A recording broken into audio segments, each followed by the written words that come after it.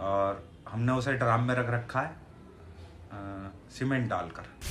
फिर उसके बाद मैंने उसे बिठाया स्कूटर पर और थाने ले गया। और थाने ले जाकर मैंने उसको कहा, मैंने कि अब जो मेरे को सच बताया है इनको सबको सच बता दो।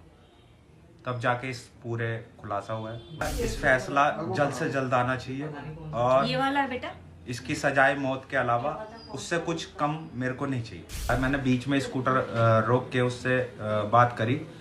मैंने कि सुबह आज तक तुमने बहुत कुछ गलत करा, उसके बाद भी मैंने तुम्हारा साथ नहीं छोड़ा है।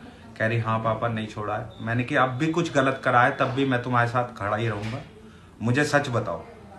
तो उसने सच बताया कि मैंने अब और मेरे दोस्त ने मिलकर उसे मार दिया है और हमने उसे ड्राम में रख रखा है सीमेंट डालकर।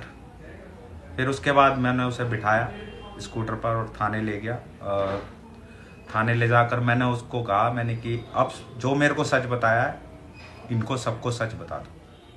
तब जाके इस पूरे खुलासा हुआ है उसी दिन सारा 18 को। और मैं फिर कहूँगा इस फैसला जल्द से जल्द आना चाहिए और ये वाला है बेटा, इसकी सजाए मौत के अलावा उससे कुछ कम मेरे को नहीं चाहिए। मैं मुस्कान का पिता हूँ और उसने जो करा है वो सही नहीं करा, बहुत गलत है समाज के लिए भी। और आगे से ना हो, उसे फांसी की सज़ा मिलनी चाहिए। मेरे दामाद को इंसाफ मिलना चाहिए, वो इसके हकदार है और जितना सही होगा मैं करूँगा इसके लिए। सर जैसे मुस्कान आई थी आपके पास तब वो क्या बोल रही थी आपको आके? शुरू में तो वो सौरभ की फैमिली पे इल्ज़ाम लगा रही थी कि उसकी बहन आई थी, उसका जीजा आया था सौरभ का और उसका बड़ा भाई आया था 2:30 बजे। तो सौरभ ने किवाड़ खोले और उन्हें अंदर बुलाया। उसके बाद मेरे आंखों के सामने उसे मार दिया जान से और ड्रम में डाल के मेरे को चाकू की नोक पे घुमाते रहे 13-14 दिन। तो फिर उसके बाद आप उठाने ले गए? मेरे को विश्वास नहीं हो रहा था उसकी बातों पे, मेरी फैमिली को विश्वास नहीं हो रहा था कि कोई ऐसा भी कर सकती है फैमिली अपने बच्चे के लिए जो इतना अच्छा है। मैंने कहा कि अर्जो तुमने रौन नहीं मचाई और क्यों नहीं मचाई रौन, क्या मेरे को चाकू पे रख रखा था। मैंने कि जब कोई चीज़ को वो सौरभ जग रहा था और उनसे ऐसा करा होगा तो कुछ तो आवाज़ें आई होंगी। दूसरी फैमिली भी रहती हैं उसी में, किराए पे रहती हैं वो। मैंने किसी ने कुछ सुना है? कह रही नहीं। मैंने कि तुम्हारे अलावा जो तुम कह रहे हो किसी ने और ने देखा है उसे आते हुए अंदर इन तीनों को?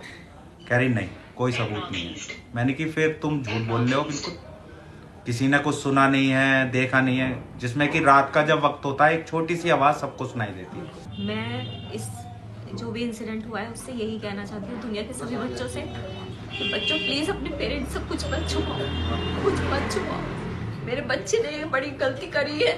वो अब मैं बार बार पूछती थी बेटा क्या प्रॉब्लम है, क्यों इतने वीक हो रहे हो, 2 साल में 10 किलो वेट कम होना। उसने मुझसे बहुत कुछ छुपाया। आज वही वजह है कि वो जेल में है, ब्रेन वॉश हुआ है, नशे किए हैं, क्या किया है हमें कुछ नहीं पता। अगर जरा सा भी वो हमसे कुछ शेयर करती तो शायद आज वो इस स्थिति में ना होती।